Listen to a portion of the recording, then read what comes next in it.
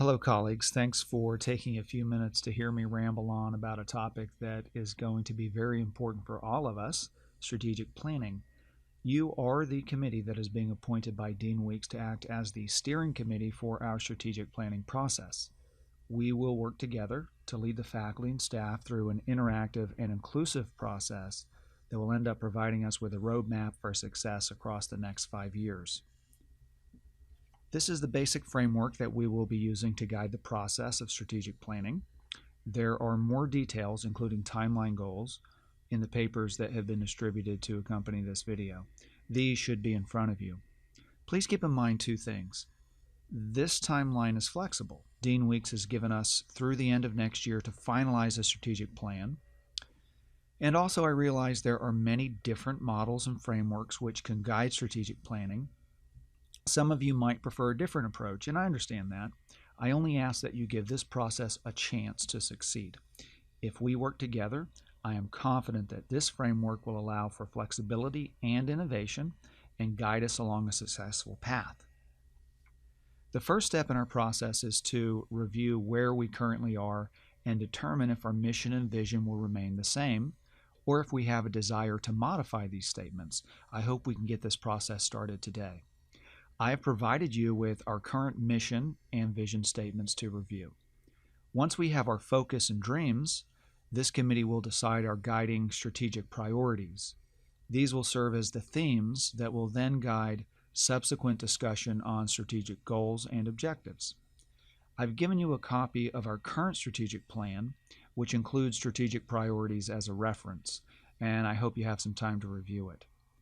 Part of our process will be gathering information from our external friends and stakeholders.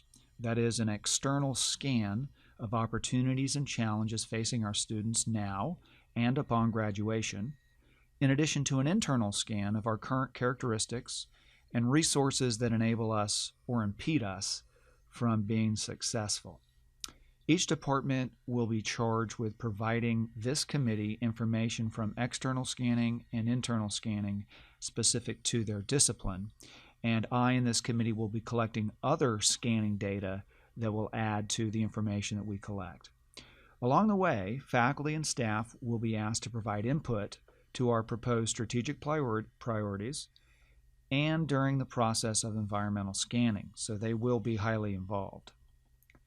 The information we obtain from our scans will then be used to guide the process of analyzing our strengths and weaknesses. In addition, this information will allow us to determine collectively what we believe are the greatest opportunities for our programs and students, and also the threats that prevent us from them realizing those opportunities. Once we understand these characteristics, we will develop those goals and objectives that position us to best take advantage of our strengths to overcome any challenges so that we can realize the opportunities that we have defined. An important element of our strategic planning process will be to develop measurable outcomes that are associated with our objectives, and also identify targets that we feel indicate achievement of those objectives. And again, along the way, we will consistently ask faculty to provide input in many different ways as we move through these different stages of strategic planning. Ideally, near the end of 2016, we will have a strategic plan developed which will carry us through the next 5 years. The committee's work will not be done, though. Dean Weeks will be asking members of this committee to serve as a new standing college committee on strategic planning. In that role, we will be responsible for assessing, reviewing, refining, and ultimately achieving the goals and objectives of our plan. The strategic plan we develop should have 5 major elements: the mission and vision statements, our strategic priorities, our strategic goals, and our strategic objectives. Collectively, these will define why we exist. They will tell the world what we dream to be. They will identify what priorities should be focused upon to achieve success. They should illustrate what that success will look like, and will specify exactly how we achieve that success in a measurable or quantifiable way. The first charge of this committee is to review the mission and vision statements. Although I am not physically with you, I am with you in spirit, and I'm hoping that you have time in this meeting to begin that discussion. I will be emailing the group to set future meetings this semester and also in the spring. So I would just ask you to please take a minute to read our current statements, which are on this screen and also you should have in front of you. So I'll give you just a minute.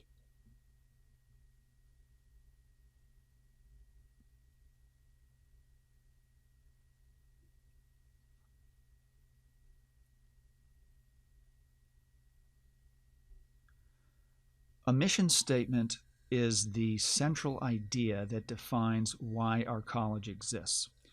Good mission statements should be focused, they should be memorable, and they should be inspiring, which is to say that they should be short.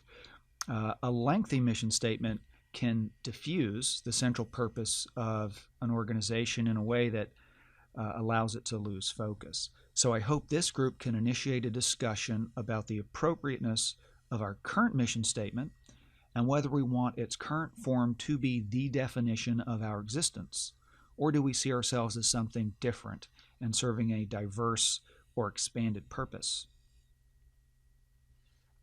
I hope that the committee will also have time to focus on our vision statement. The vision statement is a dream statement. It tells the world what we aspire to be in the future.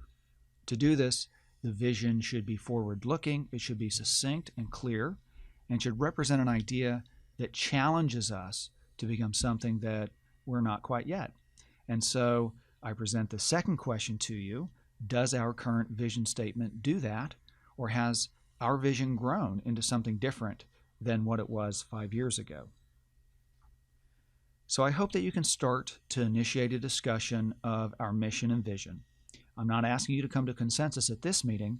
I only ask that you begin to discuss the idea of whether or not our current statements are representative of what we are right now and where we want to be. Believe me, we will have more meetings. But once we know our mission and vision, they will serve as the guiding forces for the subsequent process of planning. And so that's the end of the beginning of strategic planning. I appreciate your time and look forward to hearing your discussion.